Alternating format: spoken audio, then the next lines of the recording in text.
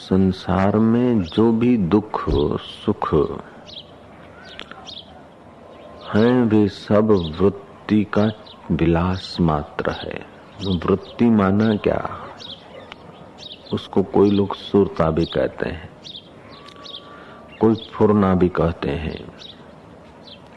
आप तो समझ ही गए होंगे पास में कौन है। जब तक तुम्हारी वृत्ति नहीं गई तो तुम्हें पता नहीं चलता। इसका नाम वृत्ति है। तो संसार का व्यवहार, सुख दुख, आकर्षण विकर्षण, भोग त्याग, ये सब वृत्ति का ही तो विस्तार है। पंडित साधु मूर्ख ये सब वृत्ति का विस्तार है।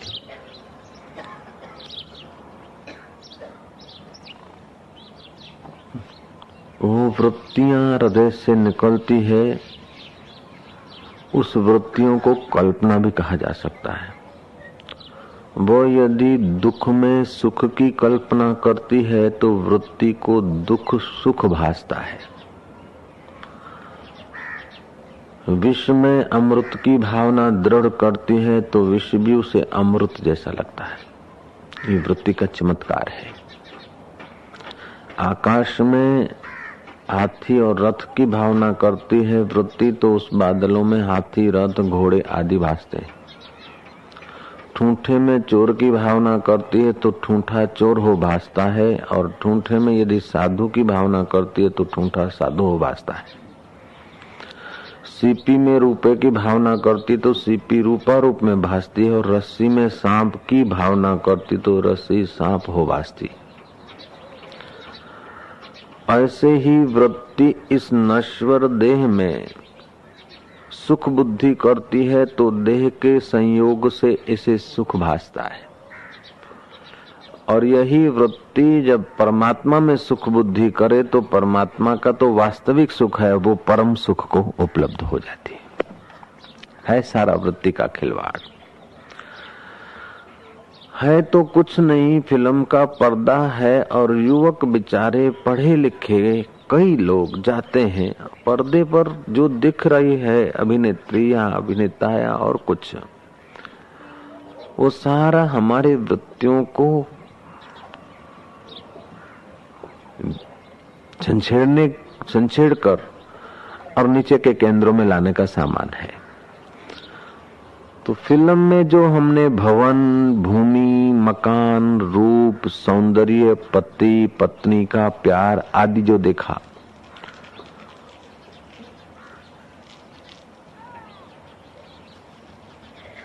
वो तो हमको उपलब्ध नहीं होगा,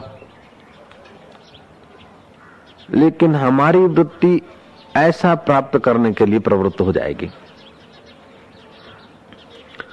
देखा है फिल्म में, लेकिन वृत्ति नीचे के केंद्रों में आ गई, वासनाओं के केंद्रों में और विकसित हो गई। अपने मूल हल्का रूपांतर तो हुआ नहीं। तो क्या है कि उस कई जवानों को मैंने उनके चेहरे देखे। यहाँ न आने वाले लोग भी कई बार मिलते हैं सड़कों पर, कई बार बाजार में, कई बार किधर जहाँ कहीं नजर पड़ जाए लोग तो मिलेंगे ही।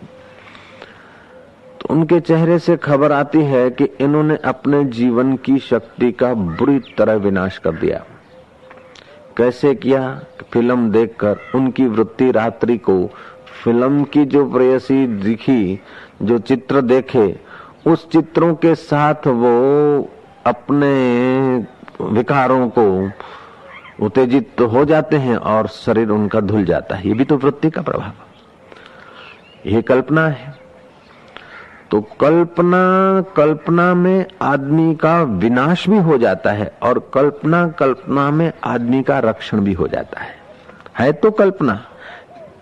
स्त्री नहीं है, अभिनेत्री नहीं है, लेकिन उसका चित्र देखा है, उसका हास्य विलास को देखा है फिल्म में, और रात्रि को वो उसी के साथ अपना हास्य विलास करके शरीर को नाश कर देता है। ऐसा भी हुआ करता है तो कल्पना। तो कल्पना होती है प्रारंभ में कल्पना, लेकिन वो कल्पना स्थूल शरीर पर बुरा असर भी डालती है। ऐसे ही कल्पना शुरू में करो और वो अपने स्थूल शरीर पर अच्छा असर भी डालती है। ये दोनों माया के अंतर्गत है, संसार के अंतर्गत है। चढ़ाव उतार संसार के अंतर्गत है। साधक की बुद्धि का विकास होता है ध्यान भजन जप तप सेवा करके, उसकी वृत्ति की मलिनता घटती जाती है। अब उसे उस तुच्छ भोगों में, तुच्छ आकर्षणों में, पर्दे के तो क्या वास्तविक भी जो भोग हैं उसको विष समझता है। उतना उसको विवेक आ गया है। लेकिन कई जन्मों की इस प्रकार की जो वृत्तियां हैं, इस प्रकार का जो आकर्षण है, भोग की जो गरेड़ पड़ गई है, जो चीला पड़ गया है, जो एक लकीर गहरी हो गई है, उस लकीर में से वो बाहर निकल नहीं सकता और उस लकीर के परिणाम को समझता भी है। अच्छा भी नहीं लगता, भोग में फिसल जाना अच्छा भी नहीं लगता, लेकिन पुरानी जो आदतें हैं, संस्कार हैं, उसके अनुसार वो गिरता जाता है, फिर संभलता है, फिर गिरता है, फिर संभलता है। अब उसे अच्छा भी नहीं लगता, लेकिन पुराने संस्कार उसे घसीट जाते हैं वासना के। जय जय, ध्यान से सुनेंगे सब लोग। तो पुराने संस्कार वासना जो है हमें घसीटती है। एक तरफ जिसको विवेक मिला उसको सब कुछ मिल गया, और विवेक इनकार करता है, वासना घसीटती है। अब विवेक कभी कभी तो जीत लेता है, ज्यादा समय हार लेता है। तो क्या है कि विवेक दुर्बल हो जाता कि आपरू काम नहीं। और मिलते भी ऐसा कि भाई ये तो संसार है, शरीर इंद्रियों को कब तक रोकोगे, ये क्या करोगे, संभोग से समाधि फलाना आदि आदि सुने तो भाव तो तुम वैदे की दो और स्पीड में आ गए। लेकिन उनमें से चुने हुए जो समझू लोग हैं कि वो वासनाओं को रोकने का प्रयास करते हैं, वासना नहीं रुकती तो दुखी होते हैं, और रुकती है तो कभी कभी हिम्मत आती है। लेकिन हिम्मत आई और कभी हिम्मत हार गए, कभी हिम्मत आई कभी हिम्मत हार गए, इसमें भी जीवन पूरा हो सकता है। ये उपाय तो है बचने का, ठीक है, लेकिन वेदांत के तत्व को जानने वाले आत्मवेता आत्मरामी महापुरुष कहते हैं इससे हम बढ़िया साधन तुमको बताएं। तुम्हारी वृत्ति विषय विकार में फंसकर सुख चाहती, क्षणिक सुख मिलता है, बाद में विषाद होता है, भोक्ता थक जाता है। ऐसा कोई भोग नहीं कि भोक्ता को थकाए नहीं, ऐसा कोई भोग नहीं कि भोक्ता के मन को दुर्बल न करे, ऐसा कोई भोग नहीं कि भोगने के बाद विषाद पैदा न हो, घृणा या ग्लानि पैदा न हो। घृणा ग्लानि विषाद पैदा होने के बावजूद भी अनुभव है 15 दिन पहले का, अनुभव है 4 दिन पहले का, अनुभव है 10 दिन पहले का कि कोई सार नहीं, और कई ऐसे ही सप्ताह का उसका एक गया दूसरा गया, देखते कोई सार नहीं। जीते तो भी क्या है, जैसे जुआरी होते ना, तो सिंधी जगत के बुजुर्ग लोग कहते हैं कि हारे जुआरी का आधा मुंह काला और जीते जुआरी का पूरा मुंह काला। खट्टे ज्वारी जो अधमुकार, हारे ज्वारी जो अधमुकारो, खट्टे ज्वारी जो सजो मुकारो, ऐसी कहावत है। हार गया है जुआरी तो अब उसके पास अपनी तुच्छ वृत्तियों को पोषने के साधन नहीं है, इसलिए उसका आधा अकल्याण है। लेकिन जिसने जुगार में जीत लिया है मुफ्त का, तो उसकी तो वासना और भड़केगी, उसका पूरा सत्यानाश है।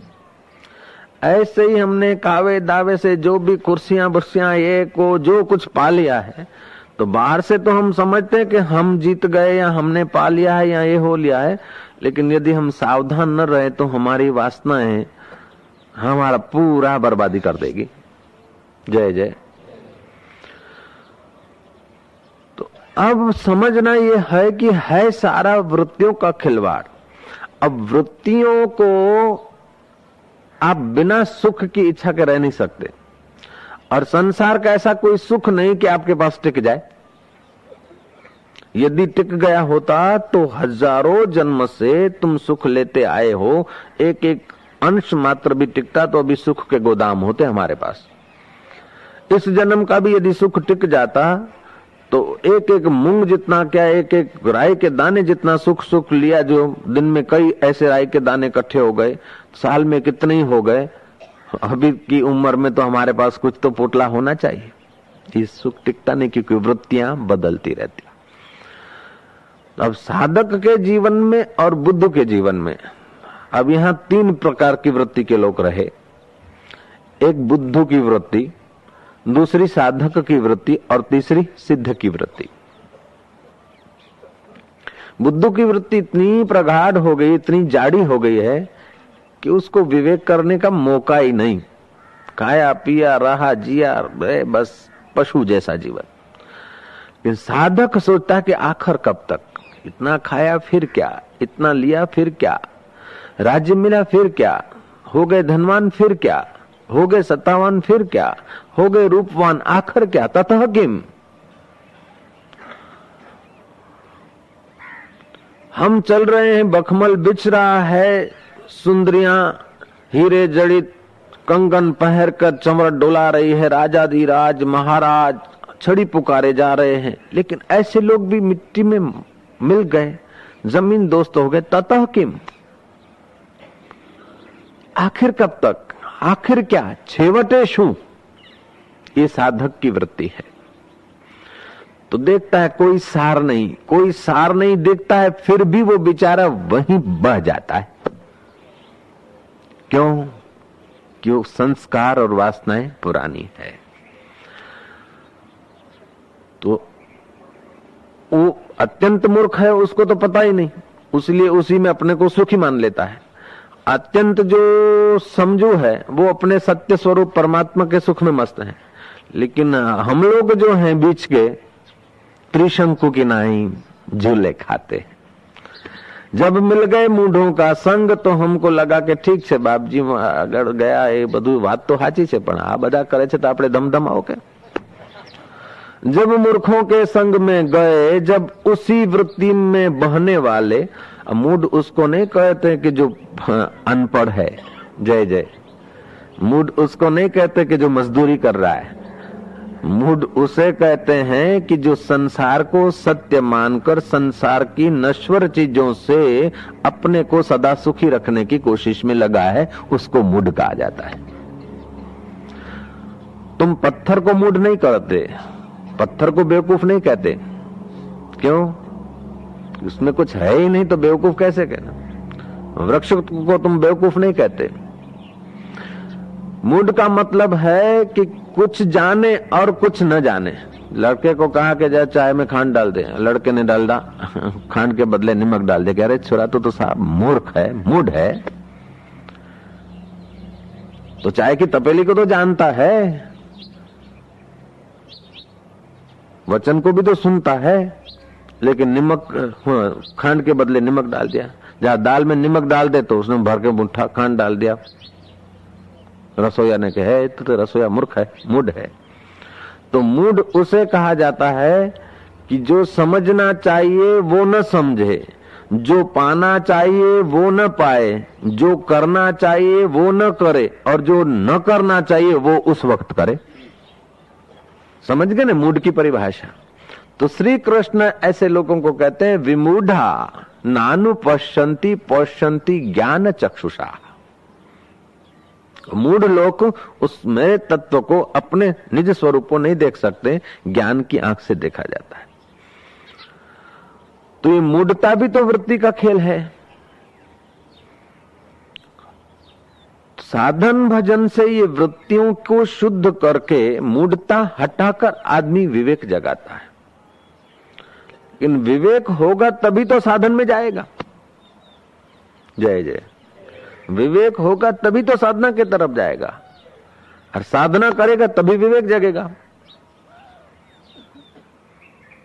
तो मानना पड़ेगा कि सत्संग से विवेक जागृत होता है, विवेक से साधना बनती है, साधना से जैसे नाविक नाव को ले जाता है, नाव नाविक को ले जाती, ऐसे सापेक्ष हैं, एक दूसरे के पोषक हैं। साधक के लिए वेदांत की दृष्टि से देखा जाए तो वो बॉर्डर पे खड़ा है। मूढ़ों का संग मिलता है तो एक पुरानी अपनी वासना और आदत और दूसरा वही मिला।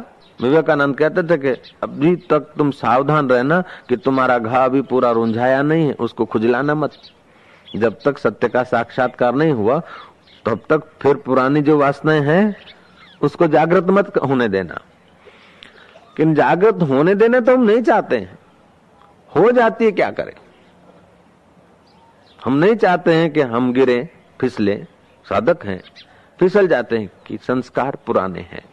पुराने हैं उसके लिए गिरते ही रहे ऐसा भी नहीं, और पुराने हैं उसलिए हम घबरा जाएं ऐसा भी नहीं, और पुराने हैं नहीं छूटेंगे ऐसा करके हार जाएं ऐसी बात भी नहीं। प्रयत्नशील रहे, और प्रयत्न कई प्रकार के हैं। भोगियों के संग से, स्त्रियों के संग से काम विकार की वासना पुरानी जग जाती, भोगियों के संग से पुरानी भोग वासना जग जाती। इसलिए कुछ समय निकालकर हम इंद्रियों को आकर्षित करने वाले पदार्थों से बचाएं अपने को। इसलिए आद्य शंकराचार्य ने कहा, एकांतवासो लघु भोजनादौ मौनम निराशा करणावरोधा। कभी एकांतवास का उपयोग करो। आप लोग तो वही के वही हैं, लेकिन 8 दिन मौन मंदिर में रहते हैं तो आपकी विचारधारा एकदम दिव्य हो जाती है। बड़े दिव्य अनुभव होते हैं, सूक्ष्म जगत के अनुभव होते हैं, किसी को कुछ अनुभव होते हैं तो आप वही के वही। तो इंद्रियों की पुरानी जो घरेड़ पड़ी है, उस घरेड़ से बचकर जब आप आ जाते हैं कुछ सात्विक वातावरण में, तो आपकी ऊंचाई भी तो आप अनुभव करते हैं। इसलिए जिसको इसी जन्म में मोक्ष चाहिए, जिसको इसी जन्म में अपना कल्याण चाहिए, भले बाबा जी न बने, साधु न बने, जंगलों में न जाए, कंदराओं में न जाए, गुफाओं में न जाए, फिर भी वर्ष में 10-15 दिन, 25 दिन, 5 दिन, ऐसे जितना जिसकी हिम्मत हो, कैपेसिटी हो, उतना कभी कभी किसी से परिचय न हो, एकांत में चला जाए और अपने साधना के रास्ते पर कदम रखे। किसी से परिचय न हो उसका मतलब यह भी नहीं कि आदमी से भी परिचय न हो। परिचय का मतलब वासना भड़काने के वातावरण में नहीं, रोज के वातावरण से कुछ अलग निकल के अपनी भीतर की यात्रा करे, तो उसकी वृत्तियों में शुद्धि बढ़ जाएगी और हिम्मत आ जाएगी। फिर भी ये कोई पराकाष्ठा नहीं। ऐसा करते करते उसकी वृत्ति जब आज्ञा चक्र तक पहुंच गई या विशुद्धाख्या चक्र तक पहुंच गई, वो आनंदित हो जाएगा, सामर्थ्य बहुत आ जाएगा। फिर भी पुरानी गरे है अथवा प्रकृति को उससे कुछ कराना है, तो वो हो सकता है कि घर में आए, बच्चे को जन्म दे, हो सकता है घर में नहीं आए और जगह कहीं बच्चे को जन्म दे दे, ऐसा भी हो सकता है। यदि तीव्र प्रारब्ध है तो उसका दृष्टांत क्या? पाराशर ऋषि किश्ती में बैठकर पार कर रहे थे नदी। मत्स्यगंधा नाम की लड़की युवती, उसका बाप चला गया था। शाम का टाइम होगा कि दोपहर का टाइम होगा, पाराशर को हुआ कि पाराशर ने उस लड़की को देखा और कहा कि मेरे साथ तू संसार व्यवहार में उतर। उसने कहा ये कैसे हो सकता है, मैं मच्छी मार के लड़की हूँ, मेरे शरीर से मच्छी की गंध आती, मत्स्यगंधा मच्छी के मुंह से मैं निकली हूँ, मच्छी के पेट से निकली हूँ, ये कैसे हो सकता है? और कोई देखेगा, कोई नहीं देखेगा, तू चिंता मत कर, मैं कोहरा कर देता हूँ, कोहरा कर देता हूँ। कोहरा कर दिया, अंधाधुंधी कर दी। बोले अब कोई देखेगा तो नहीं, अंधाधुंधी तो हो गई, लेकिन मेरे को क्या लाभ? बोले अभी तेरे शरीर से मच्छी की गंध निकलती है, बाद में तेरे से सुगंध, अभी दुर्गंध निकलती है, सुगंध निकलेगी, योजन गंधा तेरा नाम पड़ेगा। योजन गंधा तो पड़ेगा, लेकिन फिर कुछ संतति हो जाए तो समाज में हमारे लिए तो मुसीबत। बोले नहीं, संतति हो भी जाएगी और जन्म क्या चला जाएगा, तू कुंवारी की कुंवारी रहेगी। और वही पाराशर के द्वारा उस अनंत ब्रह्मांड को संचालन करने वाले परमात्मा ने प्रकृति की इस लीला को घटाकर पाराशर के द्वारा वेद व्यास जी को जन्म दे दिया। तो हम देखेंगे कि पाराशर जैसे व्यक्ति का पतन हो गया, नहीं, उत्थान हुआ नहीं। जब तक शरीर है, अंतःकरण है, तभी इन केंद्रों से चढ़ना उतरना हो सकता है। लेकिन जिसके केंद्रों का रूपांतर नहीं हुआ, उनका गिरना ही गिरना हुआ। जिनका रूपांतर हो गया, उनका शरीर परमात्मा का साधन बन गया। जैसे कबीर को पुत्र है, पुत्री है, वशिष्ठ को पुत्र है थे, लेकिन फिर फर्क क्या होता है कि हम लोग मेरा पुत्र करके, मेरा परिवार करके हमारी वृत्तियां वहीं घूमती रहती है, और उन पुरुषों का मेरा पुत्र मेरा परिवार बोलते समय भी वो ऐसी जगह पे होते हैं कि वो समझते हैं कि सब वृत्तियों का खिलवाड़ है, ये कल्पना मात्र है। वे लोग असंग हो गए।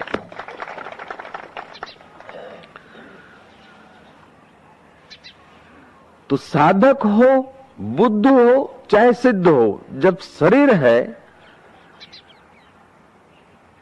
तो सब अपनी इच्छा के अनुसार घटनाएं नहीं घटती,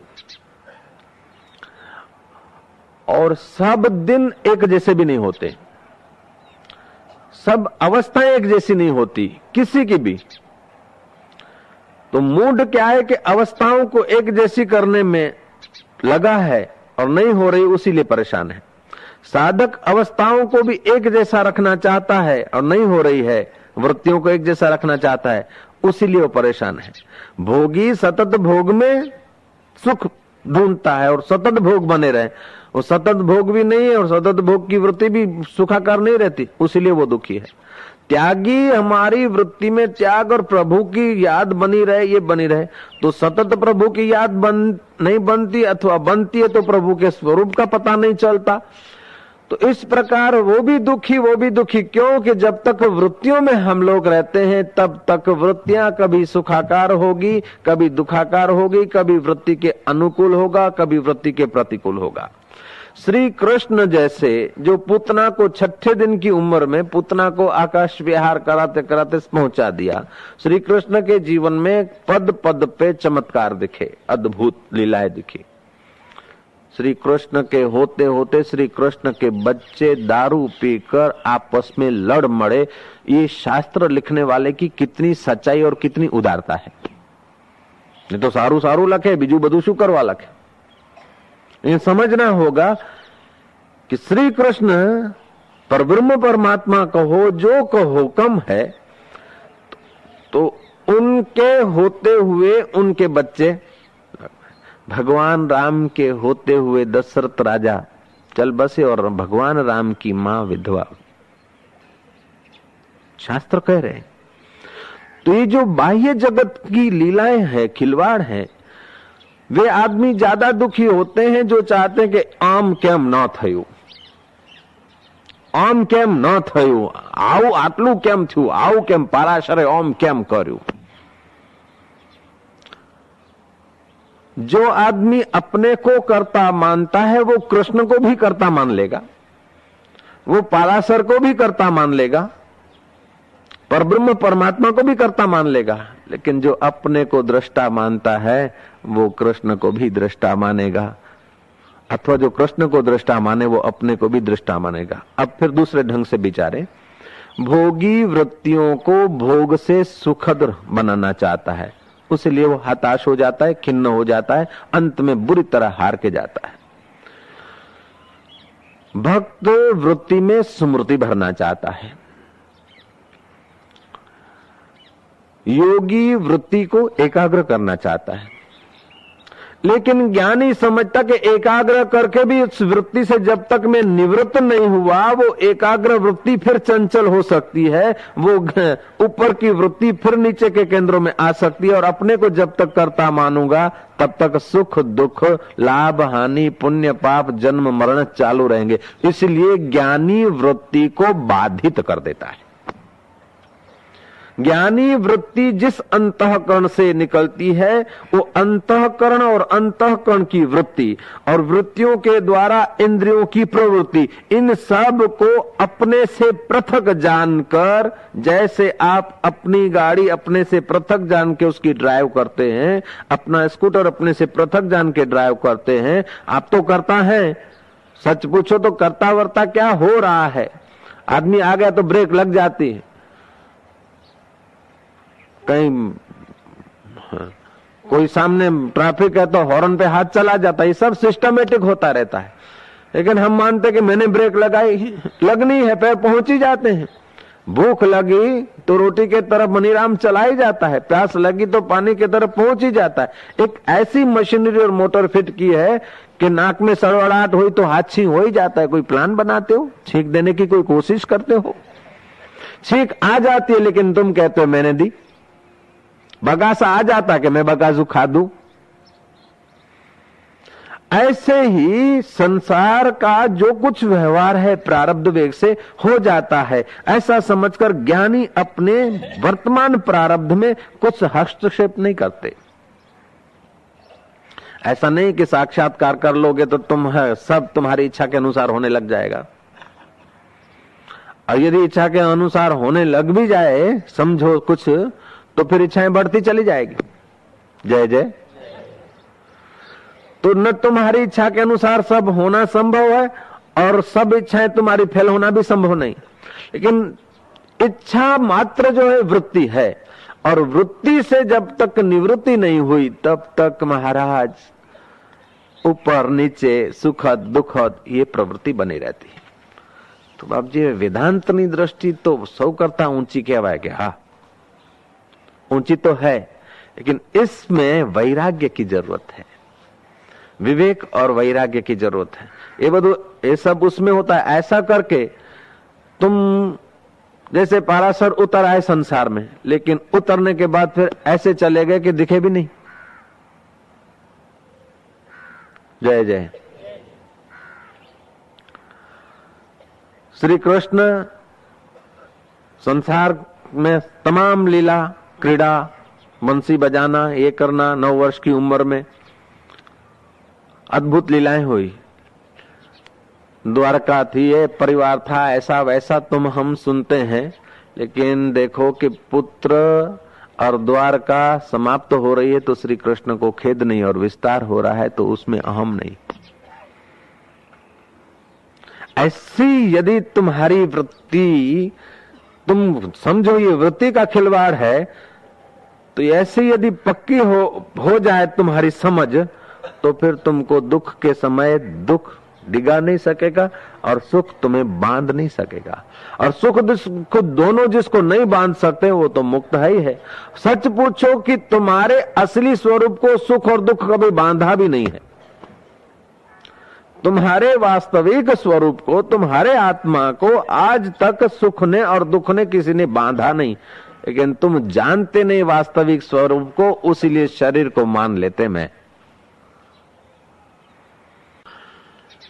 ईश्वर के रास्ते जाने वालों के बहुत लोग हैं, लेकिन इनके 3 भेद होते हैं। शुरुआत ये होती है कि वो है, भले अपने को दिखता नहीं है लेकिन वो है।